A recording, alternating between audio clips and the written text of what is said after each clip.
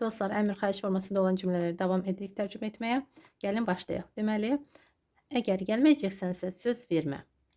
Biz burada həm feildən başlaya bilərik tərcümə etməyə, həm sözlərdən sonra. Nəyə görə? Çünki biz burada əsas nəyə belə deyək də fikir yönəldirik, ondan da başlayırıq tərcümə etməyə. Burada hər iki cür olar. Deməli, не обещай, если не придешь. Если не придешь, не обещай. Не обещай, если не придешь. Mübahisə etmə. Səhv olduğunu etiraf et. Mübahisə etmə. Necə olacaq? Не спорь. Səhv olduğunu etiraf et. Признай свою ошибку. Не спорь. Признай свою ошибку. Səhv olduğunu, то, что ты не прав. То, что ты не прав.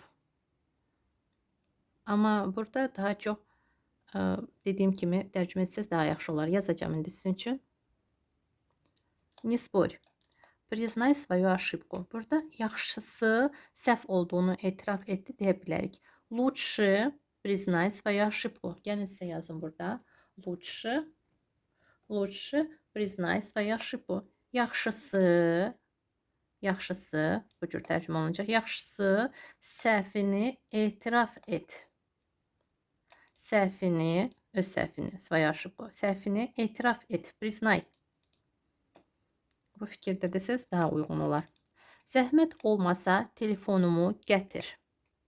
Zəhmət olmasa, пожалуйста, принеси telefon. Mой telefon deyə bilərik. Принеси мой telefon. Çox asan cümlədir. Rahatlıqla inanıram ki, tərcümə etdiniz. Пожалуйста, принеси мой telefon. Elə, принеси мой telefon, пожалуйста. Oyuncaqları məktəbə gətirməyin. Gətirməyin. Necə olacaq? Gətirməyin. Не приносите в школу, məktəbə, игрушки. Или не приносите игрушки в школу. Не приносите игрушки в школу. Не приносите игрушки в школу. Или не приносите в школу игрушки. Elə bil ki, birinci deyirik ki, hara, sonra nəyi və yaxud nəyi, sonra hara. Burada hər iki cür deyə bilərsiniz. Bunu nəzərə al. Nəzərə al. Necə deyəcəksiniz? Rus dilində belə bir gəliz bir sözdür. Bilirəm ki, çətinliyiniz var tələffüz edərkən bu sözü. Bəziləri bəlkə də heç yadda saxlaya bilməyib bu sözü. Deməli, nəzərə al olacaq учти. Учти. Учитель yox. Учти. Yazacağım indi sizə. Учти это. Учти. Учти это. Nəzərə al bunu. Növbəti cümlə bəsdir və yaxud kifayətdir. Daha vermə. Daha vermə. Deməli, достаточно. Достаточно. Больше daha. Больше не давай. Vermə. Больше не давай. Больше burada çox mənasında yox, daha kimi. Əks olunur, daha. Больше не давай. Daha vermə. Достаточно. Больше не давай. Или bəsdir, хватит kimi də biz tərcümə edə bilərik. Хватит. Больше не давай. Bəzi hallarda hər iki söz birlikdə deyilir. Bəsdir, kifayətdir. Daha vermə. Хватит. Достаточно. Больше не давай. Deməli, достаточно kifayətdir. Həm bəsdir kimi də tərcümə olunur. Danışıqda хватит daha çox deyilir. Хватит. Больше не давай. Tadına bax. Yeməyi nəzərdə tuturuq. Deyəcəyik. Попробуй. Попробуй. Dadına bax. Növbəti cümlə. Çalış. Cəhd et. Burada çalış, старайся. Или постарайся. Постарайся. Cəhd et. Həm попробуй kimi tərcümə edə bilərik. Həm riskni. Riskni. Cəhd et. Risk et kimi. Cəhd et. Riskni. Постарайся. Riskni. Или постарайся. Попробуй. Попробуй. Az deyil. Cəhd et. Elə bil ki, risk et kimi biz tərcümə edə bilərik. Cəhd et. Riskni. Постарайся. Riskni. Adını de. Adın nədir? Adını de. Назови свое имя. Назови свое имя. Və adın nədir? Как тебя зовут? İki cür deyə bilərik. Adını de. Назови свое имя. Adın nədir? Burada sual verə bilərik. Adın nədir? Olacaq. Siz hamınız bildiyiniz cümlədir. Как тебя зовут? Как тебя зовут? Adın nədir? Adını de. Назови свое имя. Kızı ağılsız adlandırma. O çox ağıllıdır. Не называй adlandırma. Не называй девочку ağılsız глупой. Не называй девочку глупой. Она очень умная. Не называй девочку глупой. Necə, nə cür? Burada sifətdir. Глупый. Какой? Глупый. Она очень умная. O çox ağıllıdır. Məcbur etmə. İstəsələr özləri edərlər. Məcbur etmə. Не заставляй.